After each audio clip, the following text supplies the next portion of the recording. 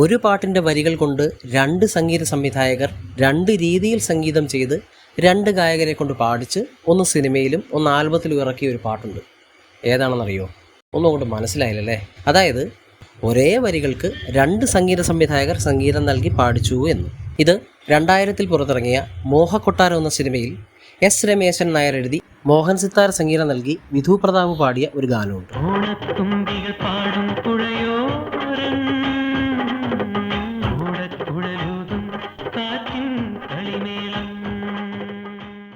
ഈ പാട്ട് തന്നെ പിന്നീട് ചെറിയ മാറ്റങ്ങളോടെ വിദ്യാധരൻ മാസ്റ്റർ സംഗീതം ചെയ്ത് ദാസേട്ടൻ പാടി ഓണം ആൽബമാക്കി ഇറക്കിയിരുന്നു.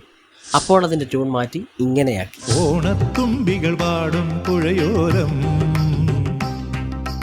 ഓടക്കുഴലൂതും കാറ്റിൻ കളിമേളം ഓർമ്മകൾ പൊന്നു. ആദ്യത്തെ പാട്ട് ഫോക്ക് സ്റ്റൈലിലാണെങ്കിൽ രണ്ടാമത്തേത് സെമി ക്ലാസിക്കൽ സ്റ്റൈലിലായിരുന്നു.